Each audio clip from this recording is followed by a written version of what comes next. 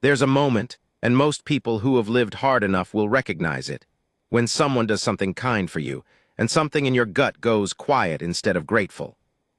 Not because you're ungrateful, not because you're cold, but because you've been around long enough to know that kindness without reason is the rarest thing on this earth. Rarer than a 3-day rain in August. Rarer than a man who keeps his word when keeping it costs him something. So when a stranger opens a door for you in the middle of a storm, when he says, "You can stay, you'll be safe here," and his eyes don't quite match the welcome in his voice. You don't run, because where would you go? You stay, you watch, you wait. And somewhere between the first cup of coffee and the third sleepless night, you start to understand that the question was never why did he take you in. The question was always, what does he see when he looks at you that you haven't seen yet in yourself? This is that story. It doesn't end the way you're expecting. I've kept a journal since I was 19 years old. Not a diary. I want to be clear about that distinction because it matters to a man like me who spent 30 years working cattle under a Wyoming sky that didn't ask permission before it turned on you. A diary is for feelings. A journal is for facts, observations, things you don't want to forget because forgetting out here can get a person killed. I started the habit after my second winter on the range, when old Devereaux Pell, a Shoshone man who'd worked the northern fence line longer than I'd been alive, told me that a man who doesn't write things down is just a man who trusts his own memory. And your memory, he said, with that particular flatness he used when he was being funny, has already proven itself untrustworthy.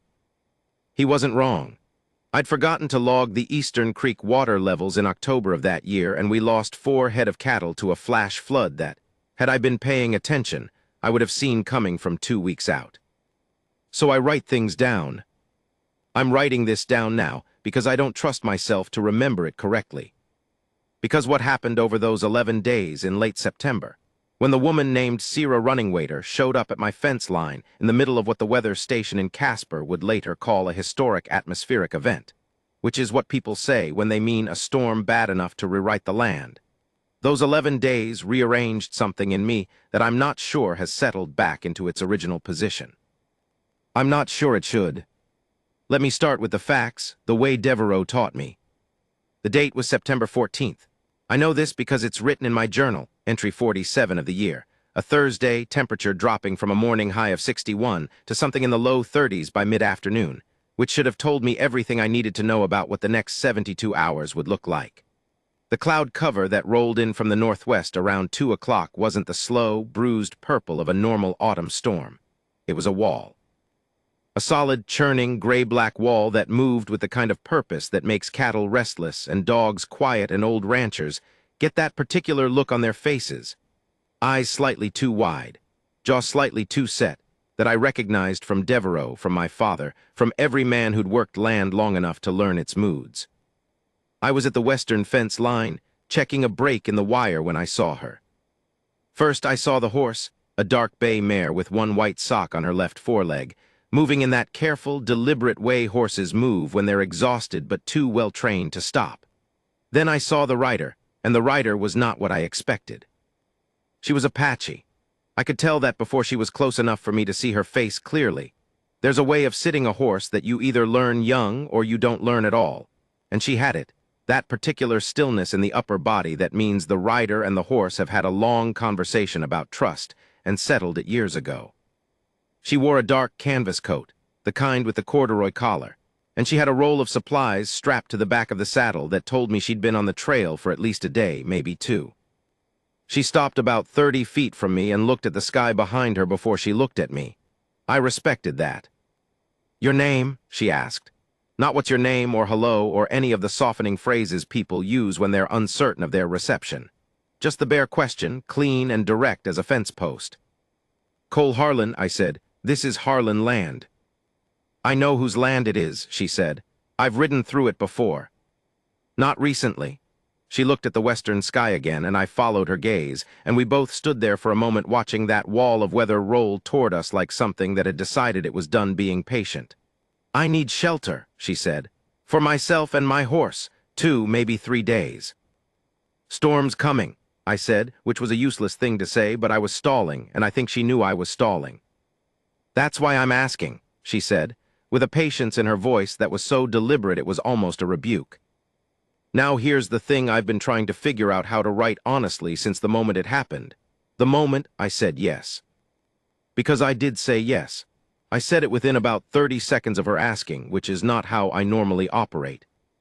I'm a man who takes time with decisions. I slept on the purchase of my last barn for 11 days before I signed the papers.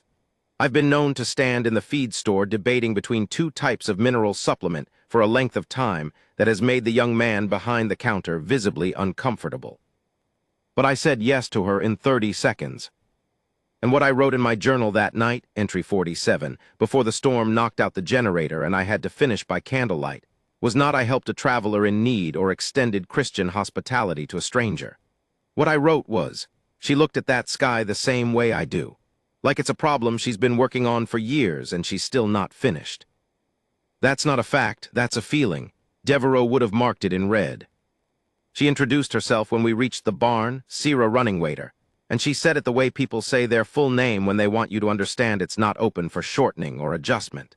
She took care of her horse herself, which I expected, and she was thorough in a way that told me she'd done this in worse conditions than a barn with a leaking south corner and hay that needed rotating. I watched her work while I moved the other horses to the north stalls to give the bay mare room. There's something about watching a person tend to an animal. It's one of the few acts that can't really be faked. You either know how to read a tired horse or you don't. You either notice the way a horse's breathing shifts when it's afraid versus when it's in pain versus when it's just cold, or you don't. She noticed. She ran her hands down the mare's legs with the focused attention of someone reading a letter in a language they know well, checked each hoof, checked the saddle marks, spoke to the horse quietly in what I was almost certain was a mix of English and something older. "What are you telling her?" I asked before I decided whether I was going to ask it. She didn't look up from the near foreleg. "That she did well," she said. "That it's safe now, that she can stop working." I stood there for a second longer than was probably necessary. "That's more than most people get," I said. She looked up then for just a moment, and something moved across her face that I couldn't name precisely. Not quite a smile, not quite an acknowledgement, something between those two things. And then she went back to the horse. By the time the storm hit at full force around 7 in the evening, she was in the bunkhouse. I have a bunkhouse attached to the east side of the main barn. 2 cots, a wood stove, a small table built originally for hired hands during calving season, and I was in the main house running through the shutdown checklist I'd developed over 14 years on this property. Generator fuel check, window latches, livestock head count, water tanks topped off, emergency supply cabinet stocked. It is one of the more violent storms I've witnessed on this land, and I've witnessed some that qualified as genuinely historic in the sense that actual geologists drove out afterward to look at what happened to the creek beds. This storm came in sideways, the kind of horizontal driving rain that finds every gap in a structure you thought was sealed, and reminds you that the land always knows where you cut corners. The wind hit 60, 65 miles an hour by 8 o'clock, and I could hear the barn flexing, not breaking, the barn solid but flexing, that low structural groan that tells you the building is doing its job under protest. I checked on her once around 9, because I told myself it was a welfare check and not because I was curious about whether she was afraid, which I was. Curious about, not afraid myself, well. I knocked on the bunkhouse door and opened it about 6 inches.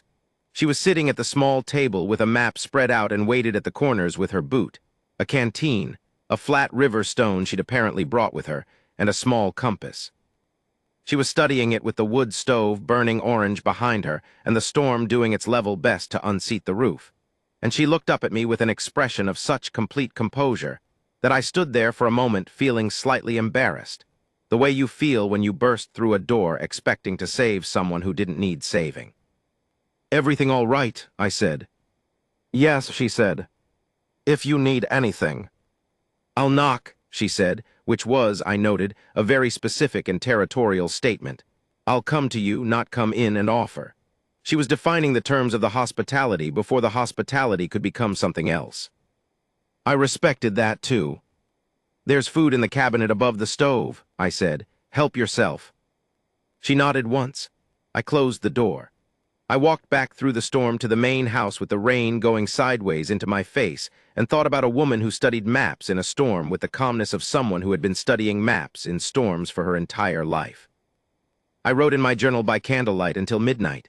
She brings a river stone for a paperweight. Not rocks from the trail, a specific stone, smooth, dark, probably from water. She chose it, it means something. I crossed out it means something because that was too much inference. I wrote it back in after a minute because I couldn't improve on it.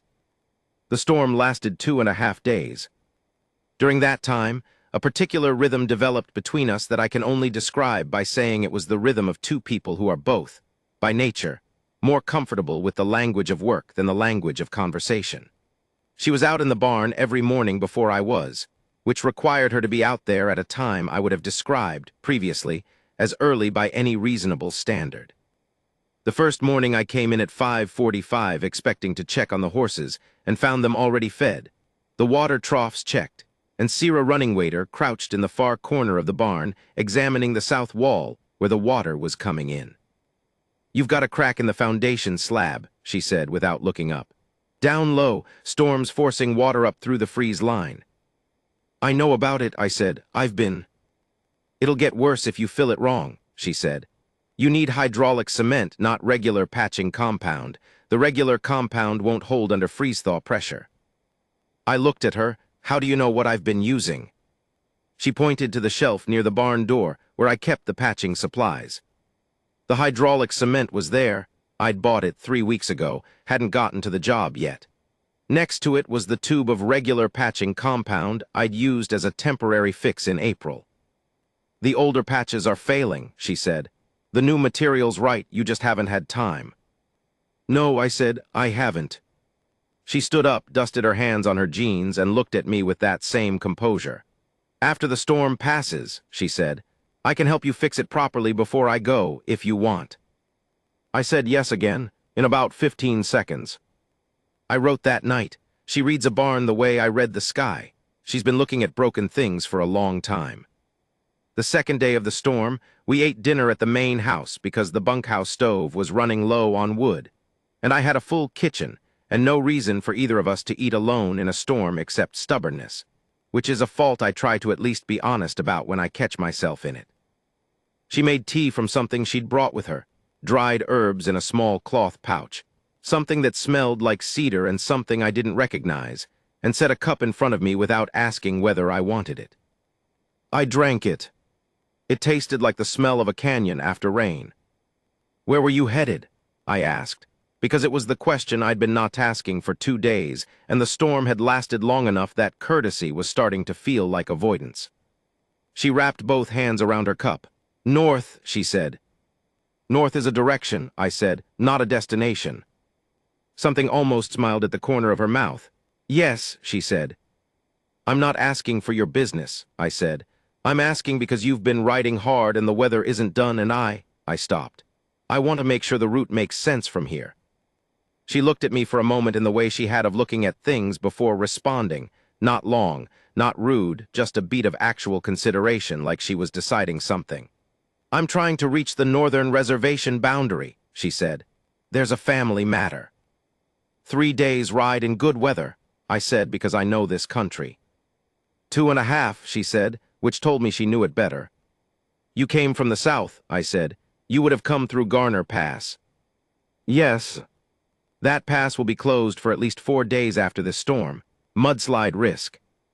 She didn't respond to that immediately, which meant she'd already known it or had suspected it. "There's a route around it," I said. "Longer but stable ground." "Show me," she said. I got my map, the actual detailed survey map, not the gas station kind, and we spread it on the table, and she bent over it with the same focused attention she gave to everything, tracing routes with her fingertip, asking precise questions about creek crossings and elevation changes, and which sections were granite versus clay, because clay turns to treachery after sustained rain and granite holds. At some point we'd been talking for 2 hours, and the storm had gone quieter outside, and I realized my tea had gone cold and I hadn't noticed. "Why did you come this route?" I asked, when we'd found the alternate path and marked it and there was a natural pause in the conversation. "If the pass was the risk." She was quiet for a moment. It was faster, she said, and I didn't think the storm would be this bad. Nobody did, I said. I should have, she said, with a flatness in her voice that was not self-pity. It was something harder than that, something that sounded like a standard she held herself to that she felt she hadn't met. I know this country. The storm service in Casper missed this one by 12 hours, I said. I'm not the storm service in Casper, she said. And I didn't have an answer for that because I understood it. There are people who hold themselves to a standard that is higher than what the world expects of them, and when they fall short of their own standard, not the world's, theirs, there's a particular quality to the way they absorb it.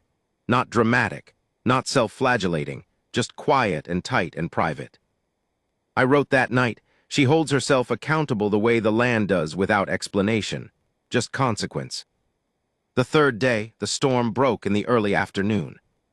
The sky went from gray wall to broken cloud to, by 4 o'clock, a color that I can only call washed clean, that particular transparent blue that appears after heavy rain like the atmosphere has been wrung out and hung to dry.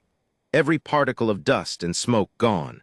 The mountains to the north showing in a clarity you forget they're capable of during the heat haze months. She came to the house at 5. I want to be precise about this moment, because it's where the thing I'd been sensing, the thing that had been accumulating over 2.5 days of storm and work and meals and map reading, first became something I had to name. She stood in the doorway and said, I wanted to thank you, and then, after a pause, I want to ask you something. All right, I said. Why did you say yes, she said. When I asked for shelter, you didn't know me, you had no reason to trust. I had a reason, I said before she finished. She waited. And here's the thing. Here's the moment I've been building toward without quite realizing it. I could have said because a storm was coming and you needed shelter. I could have said because it was the right thing to do. Both of those things were true. Both of them would have been acceptable answers that didn't ask anything of either of us. What I said instead was, because you looked at the sky the same way I do. She was quiet for a moment that felt longer than it probably was. What way is that? She asked. Like you've made peace with the fact that it's going to win, I said. You're just not going to stop watching it. She looked at me, and this time it wasn't the brief, measuring look she used when she was deciding something. It was a longer look. A look that was, I realized, her deciding whether to tell me something. My grandmother, she said, used to say that the sky is the only honest thing left. Everything below it lies eventually. I didn't say anything.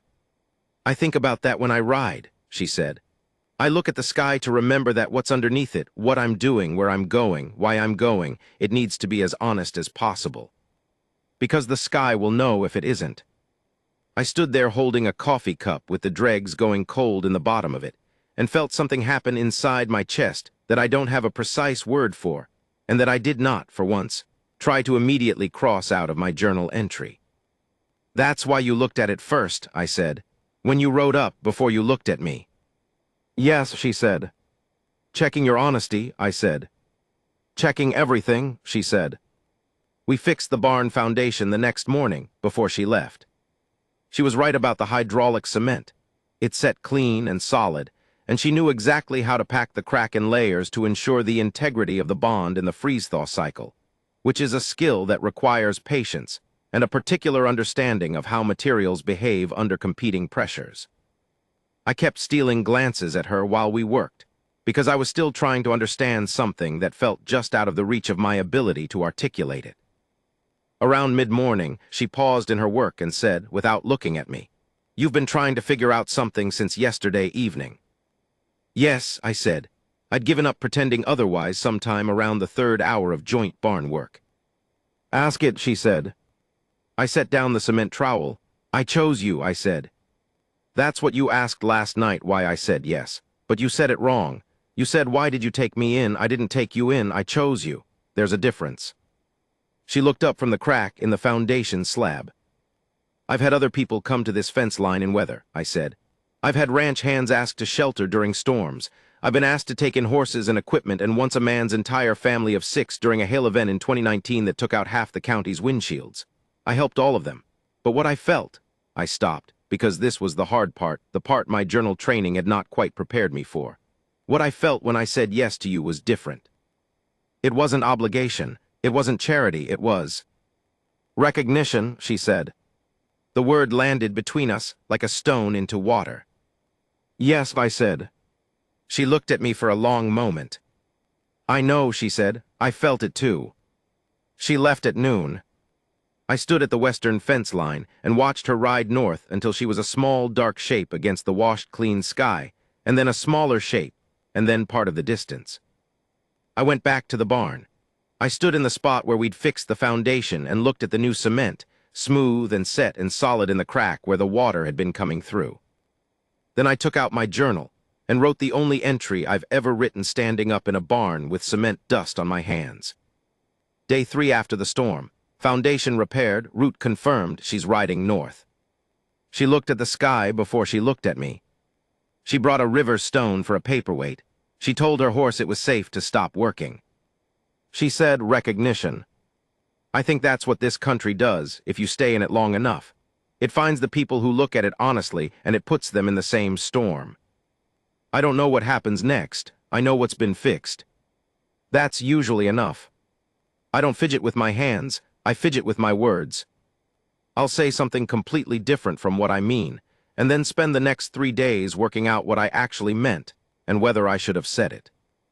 My sister, who is the most direct person I have ever met in my life, told me once that talking to me is like reading a letter where the important part has been crossed out and replaced with polite alternatives.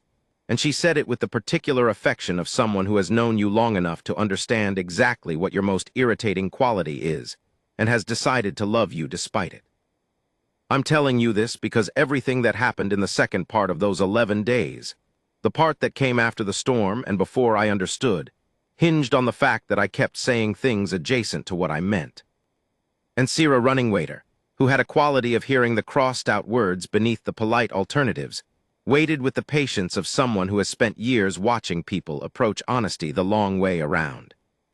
She didn't leave at noon on the 4th day. She got her horse tacked up, her supplies loaded, and she came to the main house to say goodbye, and I said, "The creek at the northern pasture boundary, the alternate route crosses it twice. With this amount of runoff, those crossings are going to be dangerous for at least another day." She stood at my door with her canvas coat and her river stone presumably back in her saddlebag, and she looked at me with that measuring look. "A day," she said. "Maybe 2, I said.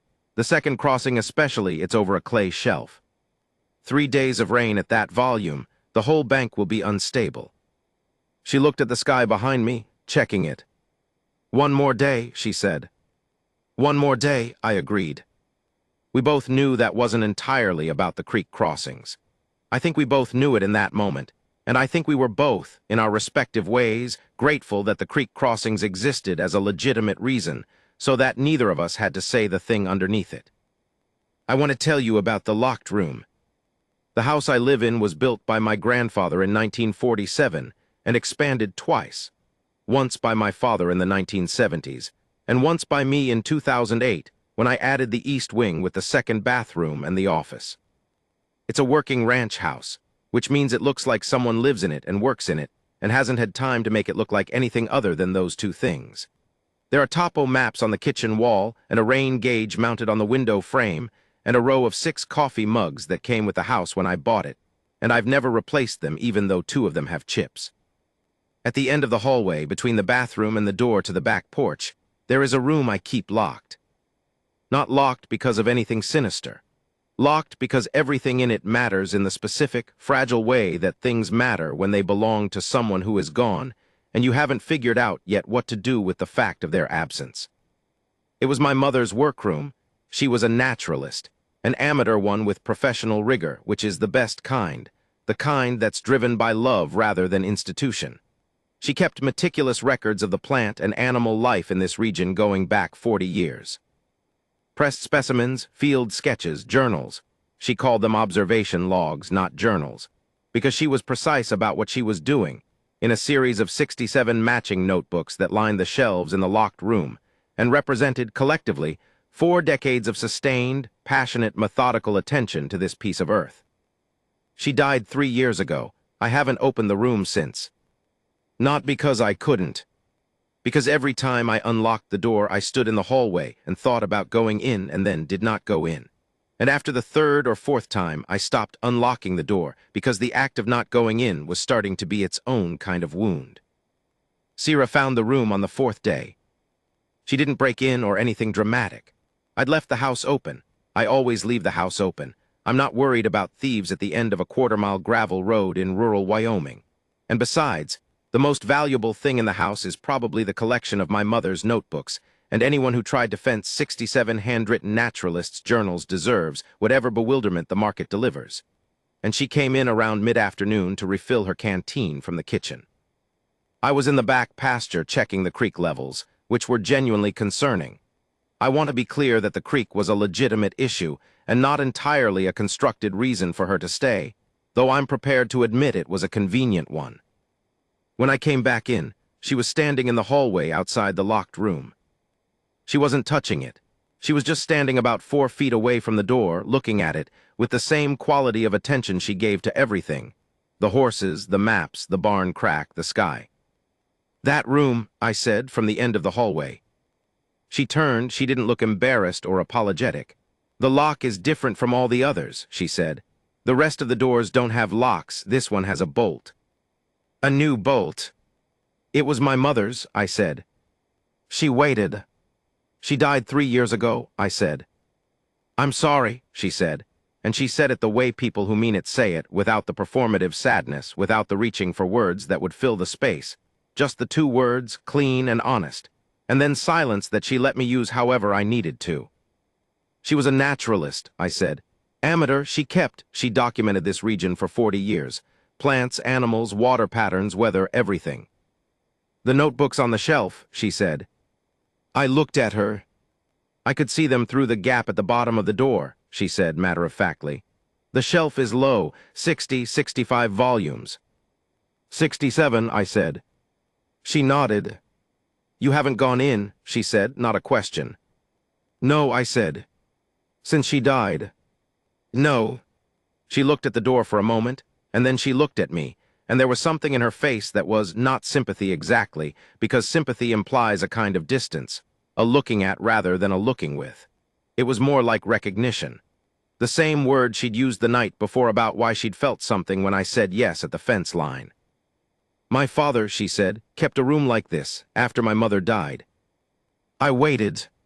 "He never went in either," she said. "He said it was because he needed to find the right time. He said that for 11 years. She paused. "He died before he found it." The hallway was quiet except for the post-storm sounds of a house resettling, water dripping from the eaves somewhere, the contraction of the heating system engaging, the particular creaking of old wood in a structure that has absorbed temperature shifts for 70 years. "He regretted it," I said, not a question either. "I don't know," she said. "He never said so, but what he lost was everything she'd put in that room, all her knowledge, all her—" She stopped. "What she'd made of her life.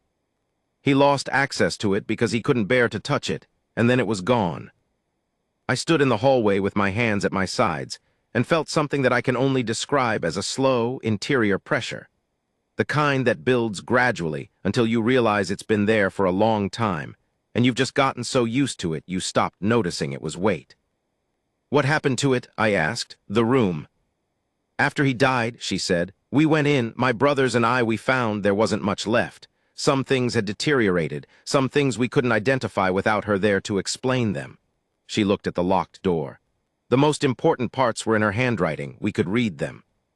But reading someone's records without them, they're to interpret is like reading a letter in a language you almost know," I said. She looked at me. "Yes," she said quietly, "exactly that." I unlocked the door at 7 o'clock that evening. I want to be precise and honest about this. I did not do it because of some dramatic breakthrough moment. I didn't have a sudden realization. I stood in the hallway for about 20 minutes doing the same thing I'd been doing for 3 years, which is standing near the door and thinking about going in and not going in. And then something, I don't know, something small and structural, some small internal thing, gave way, not broke, gave way. Like the hydraulic cement filling a crack. The pressure didn't disappear, it just had somewhere stable to go. I opened the door. Sierra was in the kitchen. I didn't call for her. I went in alone. It smelled like her, my mother, like the particular combination of pressed botanical specimens and old paper and the lavender soap she used, and underneath all of that, something I can only call the smell of someone who paid attention. Which is not a real smell, but it's the only description I have for whatever it was in that room that made the back of my throat close, and my eyes do the thing I'd been preventing them from doing for 3 years. I stood inside the door for a while, just stood there. The notebooks were organized chronologically on the shelves, 67 of them in matching blue covers, each one labeled on the spine with the date range it covered. The field sketches were in large flat files against the east wall. The pressed specimens were in the glass-fronted case she'd had built specifically for them, sealed against moisture, the frames labeled in her small, precise handwriting. The desk held her last observation log, still open to the final entry, dated 6 weeks before she died. A detailed observation of a gray wolf's movement pattern in the northern pasture, written with the same rigor and enthusiasm as every entry that preceded it. No indication that she had any sense it might be one of the last things she'd write. I stood there until I could breathe normally. Then I sat down in her chair, the old wooden one with the arms worn smooth where her forearms rested, and I opened the last notebook and I read. Sira appeared in the doorway at some point that I couldn't have told you the time of. She didn't come in. She stood at the door, which I hadn't fully closed, and looked at me sitting in my mother's chair with the observation log open in my hands, and she didn't say anything for a moment. She watched the northern wolf pack, I said without looking up. For 3 years before she died, she documented the whole movement pattern, the territory shifts, the pup counts. I turned a page. I didn't know about this. I didn't know she was tracking wolves. No, she said. She never told me, I said. She never said. I stopped. She knew I worried about the livestock. She probably thought I stopped again. She was tracking them for 3 years in secret because she thought I'd be bothered by it. The room was very quiet. She loved them, I said. It's in every entry, you can hear it. The way she describes the alpha female, she names her, gives her a name, tracks her specifically. I closed the notebook carefully. She loved them and she thought she had to hide that from me. Sira was quiet. Did she know you'd have minded? She asked. I thought about it.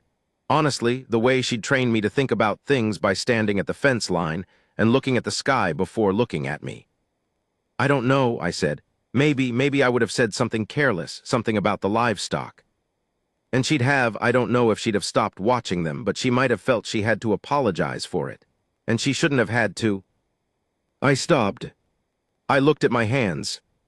She shouldn't have had to apologize, I said, for what she loved.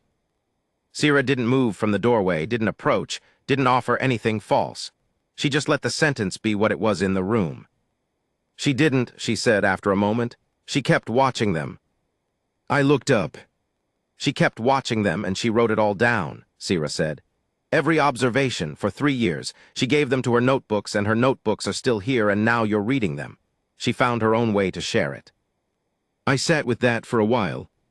She always believed the records would outlast the worry, I said slowly. That was her whole philosophy. Write it down. Whatever you see, whatever matters, write it down, because the writing will outlast you, and the thing you were worried about will probably turn out not to have mattered as much as you thought. She was right, Sira said. She was almost always right, I said.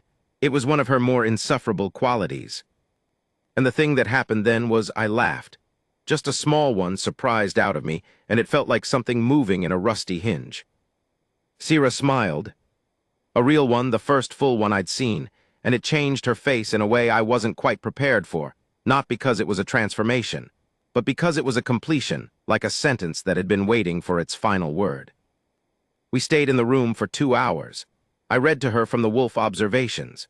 She told me about her own mother's knowledge of plants, medicinal plants, the Apache names for them, the uses that had been passed down for generations, and that she'd spent the last several years working to document before the knowledge was lost. That's why you're going north, I said. There's an elder, she said. My great-aunt, she's 91, she knows things that aren't written anywhere, that exist only in her. She paused. She's not well. The sentence hung in the room with a weight that I recognized precisely, because I'd carried a version of it myself. The things in her mind, I said, if they're not written down. They disappear with her, Sira said. Yes. I looked at the 67 blue notebooks on the shelf. "You're trying to get there in time," I said. "Yes," she said, "that's what I've been trying to do." I thought about the creek crossings, about the clay shelf, about the 2 days I'd asked her to stay and whether in asking "I'll take you," I said. "I know a route overland that's faster than the creek path and avoids the clay entirely. I've got a truck with high clearance. We can make it in a day." She looked at me. "You'd leave the ranch," she said. "For 2 days minimum. My neighbor, Jim Bowen, has a standing offer to check my livestock when I'm away," I said. "I've never used it. I should use it." "Cole," she said. The use of my name, the first time she'd used it, I realized, in 4 days, stopped me. "This isn't your emergency," she said.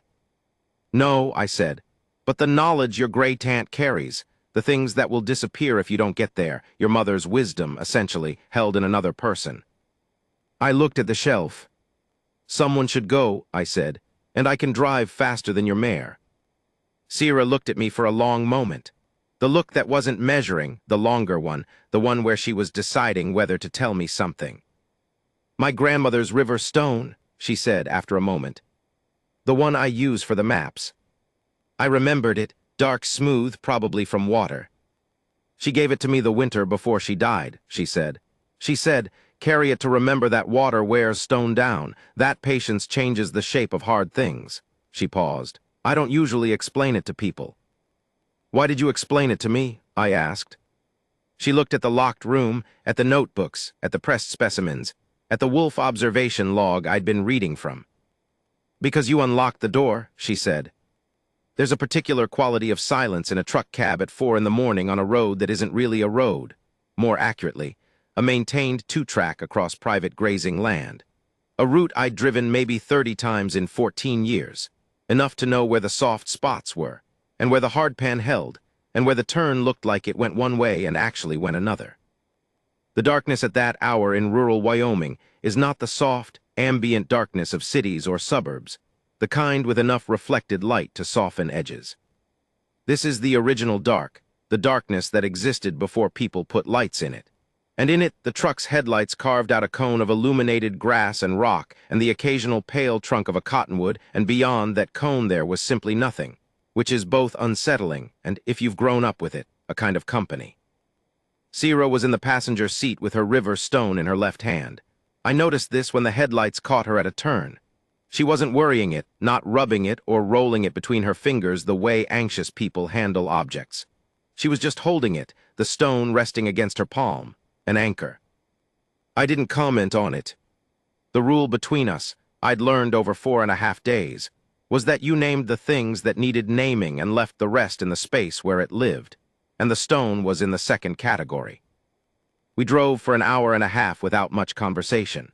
This is something I want to note specifically, because it ran against every social expectation for 2 people in an enclosed space at 4 in the morning on an uncertain road, which is the scenario designed by some cosmic writing room to produce either forced intimacy or sustained awkward silence.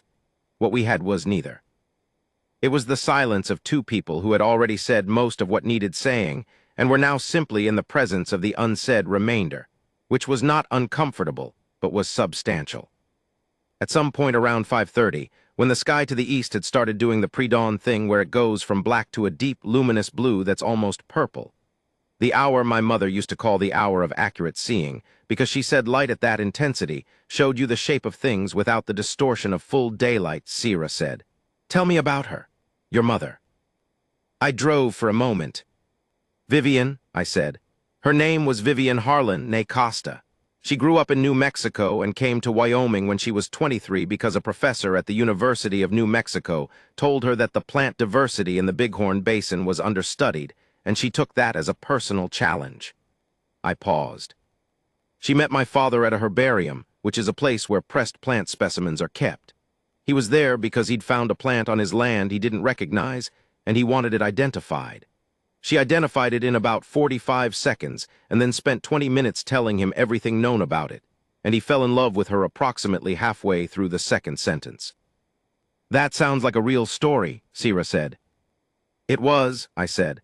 "He told it every anniversary, She would say, "You've told this story 40 times," and he would say, "And I'll tell it 40 more." And she'd stop arguing because she was secretly pleased, which is a thing I could always tell about her even when she didn't want me to know. Sira was quiet for a moment. "She sounds like someone who loved things very fully," she said. "Yes," I said. "Sometimes it was exhausting to be around."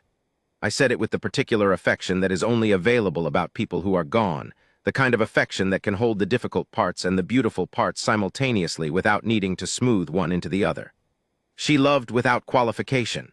The wolves, the plants, my father, this land. Me, though I was more complicated than a wolf in several notable ways. Sira made a sound that was almost a laugh.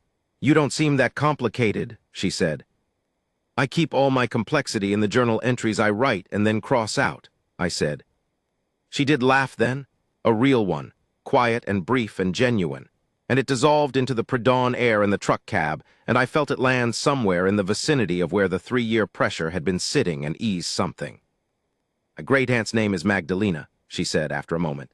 "She goes by Magda. She's been called Magda since she was a child, and she'll correct you if you call her anything else, including the more formal versions." She paused. "She survived things I can't imagine surviving. She's not defined by that. I'm not saying that's what she is.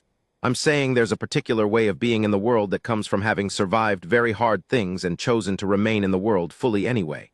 Not bitterly. Not with armor, just fully. With both hands."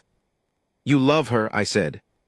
"Very much," she said, with a simplicity that contained the whole weight of what we were doing at 5:30 in the morning on an uncertain road in the dark. "Is she expecting you?" I asked. "My cousin called her," she said. "She knows I'm coming." A pause. "She also knows I was delayed by a storm and that a rancher gave me shelter." "And what did she say to that?" I asked. Sira's reflection in the side window showed a small, private smile. She said, "What kind of rancher?" "And what did you say?" I said, "The kind who keeps his mother's notebooks locked in a room he can't go into." I drove for a moment with that.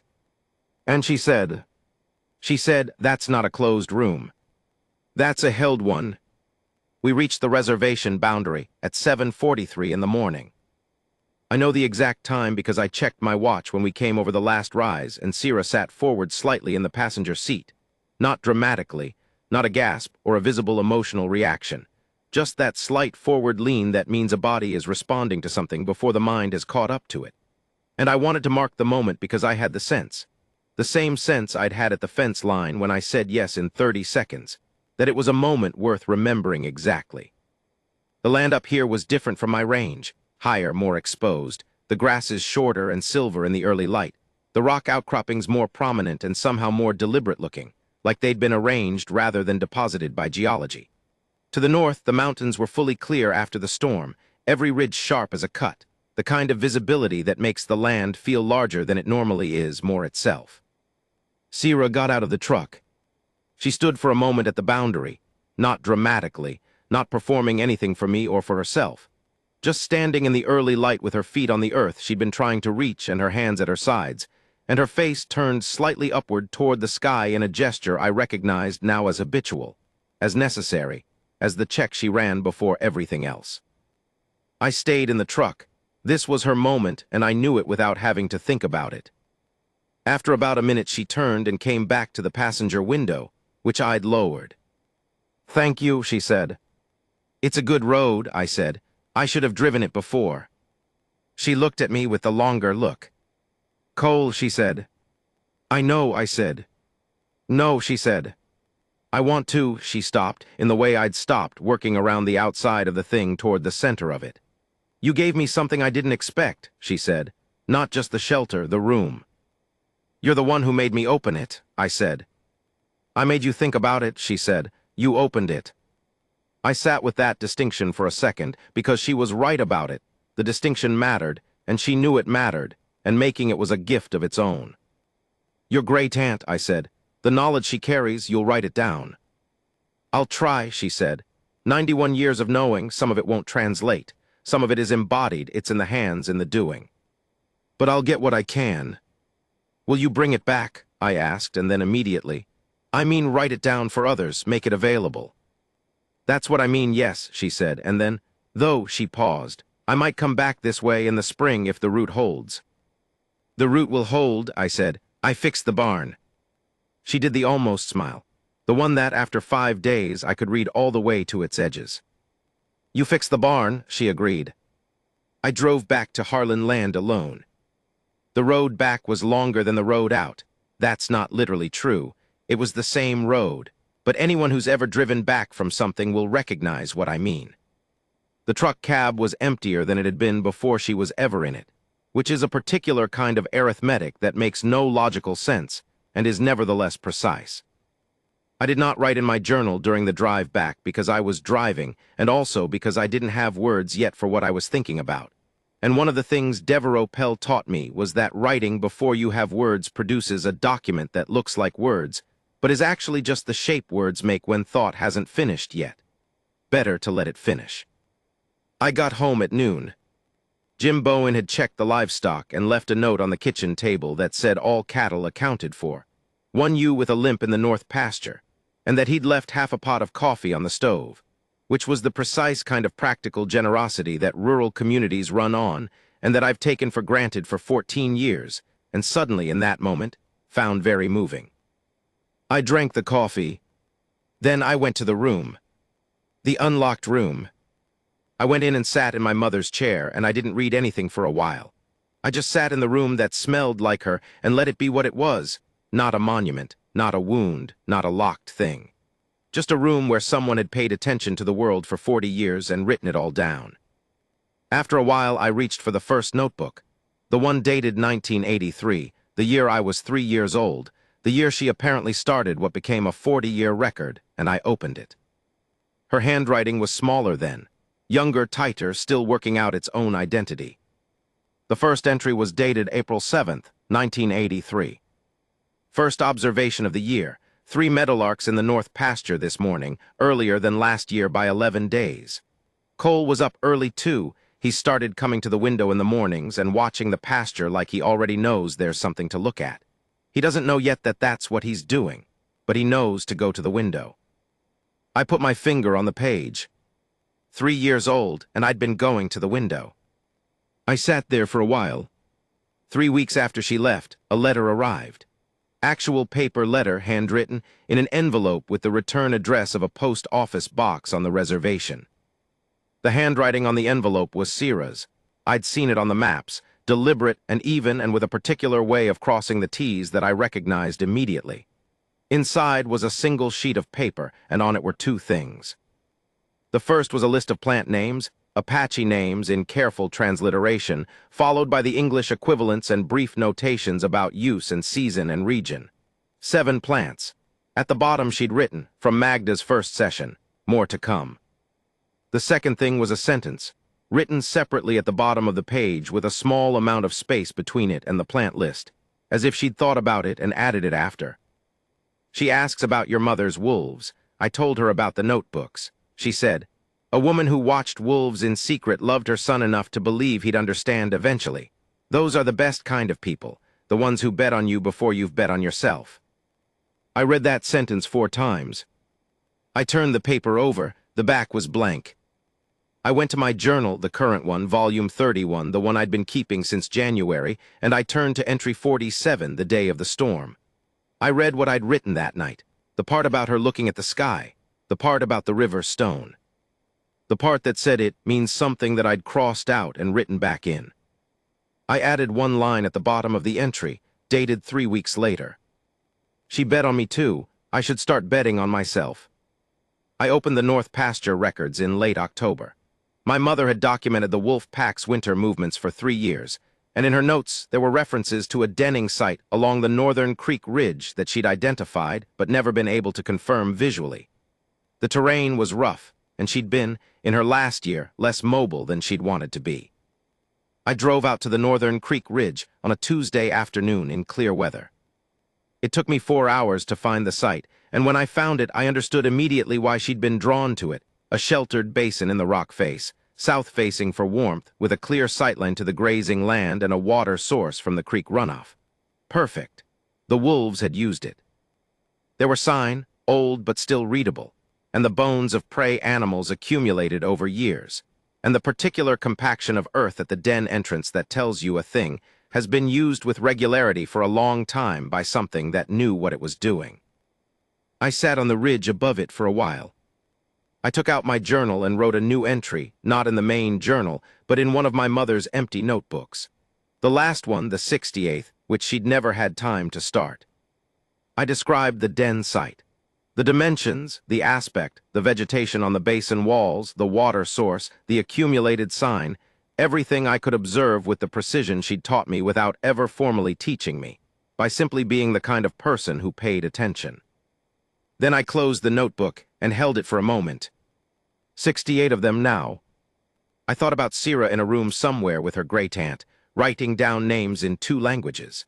Writing down the knowledge that lives in a 91-year-old woman's hands and voice and memory, racing the only clock that matters, which is not the one on the wall.